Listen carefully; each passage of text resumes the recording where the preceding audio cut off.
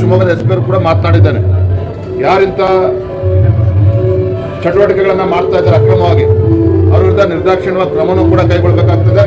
ಅಕ್ರಮವಾಗಿ ಗೋ ಸಾಗಣೆ ಮಾಡ್ತಕ್ಕಂಥದ್ದು ಹಿಂದೂ ಭಾವನೆಗಳಿಗೂ ಕೂಡ ಇದು ನೋವನ್ನು ಪಡಿಸುವಂಥದ್ದು. ಇದನ್ನ ಸರ್ಕಾರ ಎಚ್ಚೆತ್ತುಕೊಂಡು ಸರಿಯಾದ ರೀತಿ ಇದನ್ನು ಹ್ಯಾಂಡಲ್ ಮಾಡಬೇಕಾಗ್ತದೆ. ಶಿವಮೊಗ್ಗದಲ್ಲಿ ಚಂದ್ರಶೇಖರ್ ಅಧಿಕಾರಿ ಆತ್ಮಹತ್ಯೆಯನ್ನು ಕೂಡ ಮಾಡಿಕೊಂಡ್ರು. ತನಿಖೆ ಆಗಿದೆ, ಚಾರ್ಜ್ ಶೀಟ್ ಅನ್ನು ಸಲ್ಲಿಸಿದ್ದಾರೆ.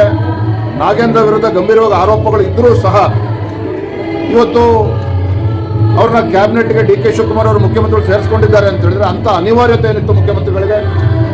ಇಂಥ ಗಂಭೀರವಾಗಿರ್ತಕ್ಕಂಥ ಆರೋಪನ ಹೊತ್ತಿರುವಂತಹ ಭ್ರಷ್ಟಾಚಾರದ ಆರೋಪನ ಹೊತ್ತಿರುವಂತಹ ನಾಗೇಂದ್ರ ಅವರನ್ನ ಮಂತ್ರಿಮಂಡಲಕ್ಕೆ ತೆಗೆದುಕೊಳ್ಳುವಂತಹ ಅನಿವಾರ್ಯತೆ ಮುಖ್ಯಮಂತ್ರಿಗಳಿಗೆ ಏನಿತ್ತು ಇದನ್ನು ಬಹಿರಂಗಪಡಿಸಬೇಕಾಗ್ತದೆ. ಇದನ್ನು ಭಾರತೀಯ ಜನತಾ ಪಾರ್ಟಿ ಬಹಳ ಗಂಭೀರವಾಗಿ ತೆಗೆದುಕೊಂಡಿದೆ. ನಾಗೇಂದ್ರ ಅವರ ವಿರುದ್ಧ ನಮಗೇನು ವೈಯಕ್ತಿಕ ದ್ವೇಷ ಇಲ್ಲ. ನಾನು ನಾಗೇಂದ್ರ ಅವರ ಹೇಳಿಕೆಯನ್ನು ಕೂಡ ಗಮನಿಸ್ತಾ ಇದ್ದೆ. ದಲಿತರ ಮೇಲೆ ಇವತ್ತು ಈ ರೀತಿಯ ಆರೋಪನ ಮಾಡ್ತಾ ಇದ್ದಾರೆ ಅಂತೇಳಿ ನೋಡಿ. ನಿಮ್ಮ ಮೇಲೆ ಇರುವಂಥದ್ದು ನಾಗೇಂದ್ರ ಅವರೇ ಭ್ರಷ್ಟಾಚಾರದ ಆರೋಪ.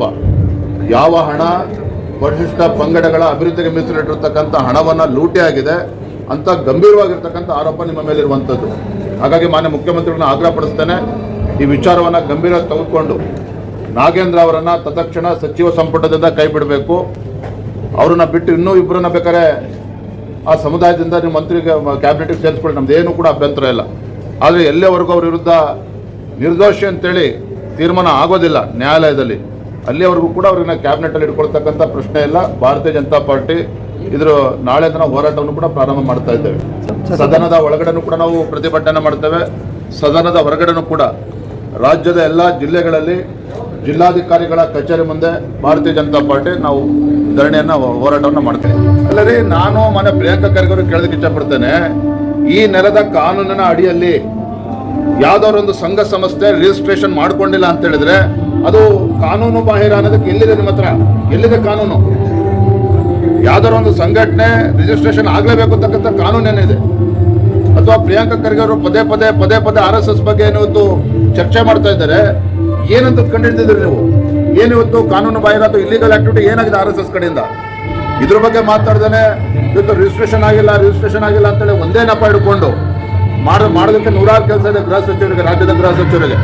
ಅದನ್ನ ಮಾಡೋದು ಬಿಟ್ಟು ಈ ರೀತಿ ಕಾಲಹರಣವನ್ನು ಮಾಡ್ತಾ ಇದ್ದಾರೆ. ರಾಜ್ಯ ಸರ್ಕಾರದ ವೈಫಲ್ಯಗಳನ್ನ ಮುಚ್ಚಾಕೊಳ್ತಕ್ಕಂಥ ಪ್ರಯತ್ನ ಮಾಡ್ತಾರೆ. ಇಲ್ಲಿವರೆಗೂ ಪ್ರಿಯಾಂಕಾ ಖರ್ಗೆ ಅದ್ರ ಬಗ್ಗೆ ಏನಾದ್ರು ಮಾತನಾಡಿದಾರಾ? ಮಾತನಾಡಿಲ್ಲ. ಯಾಕೆ? ಅವ್ರಿಗೆ ಆದ್ಯತೆ ಯಾವುದೂ ಕೂಡ ಅಲ್ಲ. ವಿಧಾನಸೌಧದಲ್ಲಿ ಪಾಕಿಸ್ತಾನ ಜಿಂದಾಬಾದ್ ಅಂದವ್ರಿಗೂ ಕೂಡ ರಕ್ಷಣೆ ಕೊಡ್ತಾರೆ ಕಾಂಗ್ರೆಸ್ ಸರ್ಕಾರ. ಗುಲ್ಬರ್ಗದಲ್ಲಿ ಇವತ್ತು ಇಂಥ ಪಾಕಿಸ್ತಾನ ಏಜೆಂಟ್ಸ್ಗೂ ಅರೆಸ್ಟ್ ಆಗಿದ್ದಾರೆ, ಅವ್ರ ಬಗ್ಗೆನೂ ಕೂಡ ಚಕಾರ ಎತ್ತೋದಿಲ್ಲ. ಇದು ಕಾಂಗ್ರೆಸ್ ಸರ್ಕಾರ ಅಲ್ಪಸಂಖ್ಯಾತರ ಓಲೈಕೆ ಮಾಡುವಂಥ ನಿಟ್ಟಿನಲ್ಲಿ ಯಾವ ಮಟ್ಟಕ್ಕೂ ಹೋಗೋದಕ್ಕೆ ಹೇಸೋದಿಲ್ಲ ಅನ್ನೋದನ್ನ ಪದೇ ತೋರಿಸ್ಕೊಡ್ತಾರೆ. ಬೆಳಗಿನ ಜಾವ ಚಾಮರಾಜನಗರ ಜಿಲ್ಲೆಯ ಹನೂರು ತಾಲೂಕಿನಲ್ಲಿ ಏನು 3 ಕಾಡಿನೊಳಗೆ ಬೇಟೆಗೆ ಹೋಗಿದ್ರು ಅಂತೇಳಿ ಅವ್ರನ್ನ ಎನ್ಕೌಂಟರ್ ಮಾಡಿರುವಂಥದ್ದು. ಇದು ಖಂಡಿತ ಯಾರು ಕೂಡ ಒಪ್ಪೋದಕ್ಕೆ ಸಾಧ್ಯ ಇಲ್ಲ. ಅದು ನಾನು ಖಂಡಿಸ್ತೇವೆ. ರಾಜ್ಯ ಸರ್ಕಾರ ಸರಿಯಾದ ರೀತಿ ತನಿಖೆಯನ್ನು ಕೂಡ ಮಾಡಬೇಕಾಗ್ತದೆ. ಮತ್ತೇನು 3 ಜನ ಪ್ರಾಣವನ್ನು ಕಳೆದುಕೊಂಡಿದ್ದಾರೆ ಎನ್ಕೌಂಟರ್ನಲ್ಲಿ, ಅವ್ರಿಗೆ ಸೂಕ್ತ ಪರಿಹಾರವನ್ನು ಕೂಡ ರಾಜ್ಯ ಸರ್ಕಾರ ಕೊಡಬೇಕಾಗ್ತದೆ. ಭಾಳ ಮುಖ್ಯವಾಗಿ ಇಲ್ಲಿ ಏನು ಅಂತ ಹೇಳಿದ್ರೆ, ಯಾರಾದರೂ ಬೇಟೆಗೆ ಹೋಗಿದ್ದಾರೆ ಅಂತ ಹೇಳಿದ್ರೆ ಒಂದೇ ಸಲ ಎನ್ಕೌಂಟರ್ ಮಾಡೋದಕ್ಕೆ ಎಲ್ಲೂ ಕೂಡ ಅವಕಾಶಗಳಿಲ್ಲ. ಇದು ಮಾಡಿರ್ತಕ್ಕಂಥದ್ದು ಖಂಡಿತ ಇದು ಸರಿಯಲ್ಲ. ಇದು ನಾವು ಖಂಡಿಸ್ತೇವೆ. ನಮ್ಮ ರಾಜ್ಯದಲ್ಲಿ ಅವಿವೇಕತನದಿಂದ ಕೆಲವರು ಮಾತನಾಡ್ತಾ ಇದ್ದಾರೆ. ವಿಶೇಷವಾಗಿ ಸಚಿವರುಗಳು ಕೂಡ ಗೃಹ ಸಚಿವರು ಆದಿಯಾಗಿ ಅವಿವೇಕತನದಿಂದ ಮಾತನಾಡ್ತಾ ಇದ್ದಾರೆ ರಾಷ್ಟ್ರೀಯ ಸ್ವಯಂ ಸೇವಕ ಸಂಘದ ಬಗ್ಗೆ. ನಾನು ಮಾನ್ಯ ಗೃಹ ಸಚಿವರು ಕೇಳೋದಕ್ಕೆ ಇಷ್ಟಪಡ್ತೇನೆ, ರಾಷ್ಟ್ರೀಯ ಸ್ವಯಂ ಸೇವಕದಿಂದ ಏನಾದರೂ ಕೂಡ ಕಾನೂನು ಬಾಹಿರವಾಗಿರುವಂತಹ ಚಟುವಟಿಕೆಗಳ ಏನಾದ್ರು ಆಗಿದ್ರೆ ಅದನ್ನು ತಿಳಿಸಬೇಕಾಗ್ತದೆ. ರಾಜ್ಯದ ಜನಕ್ಕೂ ಕೂಡ ತಿಳಿಸಬೇಕಾಗ್ತದೆ, ದೇಶದ ಜನತೆಗೂ ಕೂಡ ತಿಳಿಸಬೇಕಾಗ್ತದೆ. ರಾಷ್ಟ್ರೀಯ ಸ್ವಯಂ ಸೇವಕ ಸಂಘ ಇವತ್ತೊಂದು ಲಕ್ಷಾಂತರ ಯುವಕರನ್ನ, ದೇಶಭಕ್ತರನ್ನ ನಿರ್ಮಾಣ ಮಾಡಿರ್ತಕ್ಕಂಥ ಒಂದು ಸ್ವಯಂ ಸೇವಕ ಸಂಘಟನೆ. ಈ ರೀತಿ ನಿರಾಧಾರವಾಗಿ ಆರೋಪಗಳನ್ನು ಮಾಡುವಂಥದ್ದು, ರಾಜ್ಯದ ಜನರಲ್ಲಿ ಒಂದು ರೀತಿ ಅನುಮಾನ ಹುಟ್ಟಿಸುವಂಥ ಕೆಲಸ ಇವತ್ತು ಪ್ರಿಯಾಂಕಾ ಖರ್ಗೆ ಅವರು ಮಾಡಿಕೊಂಡಿದ್ದಾರೆ. ಖಂಡಿತ ಅದು ಸಾಧ್ಯ ಇಲ್ಲ. ಹಿಂದೆನೂ ಕೂಡ ಜವಾಹರ್ಲಾಲ್ ನೆಹರು ಆದಿಯಾಗಿ ಇಂದಿರಾ ಗಾಂಧಿ ಅವರ ಕಾಲಘಟ್ಟದಲ್ಲೂ ಕೂಡ 2-3 ಬಾರಿ RSS ಬ್ಯಾನ್ ಮಾಡುವಂಥ ಪ್ರಯತ್ನ ಕೂಡ ಮಾಡಿದ್ರು. ಆದರೆ ರಾಷ್ಟ್ರೀಯ ಸ್ವಯಂ ಸೇವಕ ಸಂಘ ಇನ್ನೂ ಕೂಡ ಶಕ್ತಿಯುತವಾಗಿ ಬೆಳೆದಿದೆ ವಿನಃ 100 ವರ್ಷಗಳನ್ನು ಪೂರೈಸಿರುವಂಥದ್ದು. ನಿನ್ನೆ ದಿನ ಇಡೀ ದೇಶ ಸಂಭ್ರಮವನ್ನು ಆಚರಣೆ ಮಾಡ್ತಾ ಇತ್ತು. ಭಾರತದ 80ನೆಯ ಸ್ವಾತಂತ್ರ್ಯೋತ್ಸವವನ್ನು ಸಂಭ್ರಮದಿಂದ ಆಚರಣೆ ಮಾಡುವಂಥ ಸಂದರ್ಭದಲ್ಲಿ ಕಾಂಗ್ರೆಸ್ಸಿನ ಅಧಿನಾಯಕಿ ಸೋನಿಯಾ ಗಾಂಧಿ ಅವರ ನಡವಳಿಕೆ ಪ್ರತಿಯೊಬ್ಬ ಭಾರತೀಯರು ಕೂಡ ಇವತ್ತು ಕಾಣಿಸ್ತಾ ಇದ್ದಾರೆ.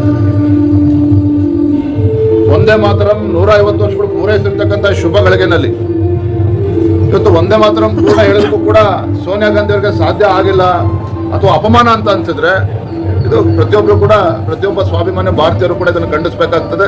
ಇದನ್ನು ನಾವು ಕೂಡ ಭಾರತೀಯ ಜನತಾ ಪಾರ್ಟಿಯನ್ನು ಖಂಡಿಸ್ತೇವೆ, ಇದನ್ನು ವಿರೋಧವನ್ನು ಮಾಡ್ತೇವೆ.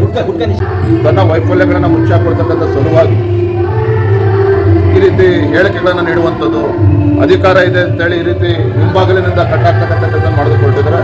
ಅದರಿಂದ ಅವ್ರು ಏನೂ ಕೂಡ ಸಾಧಿಸೋದಕ್ಕೆ ಸಾಧ್ಯ ಇಲ್ಲ. ರಾಜ್ಯ ಸರ್ಕಾರ ಏನೂ ಕೂಡ ಸಾಧಿಸೋದಕ್ಕೆ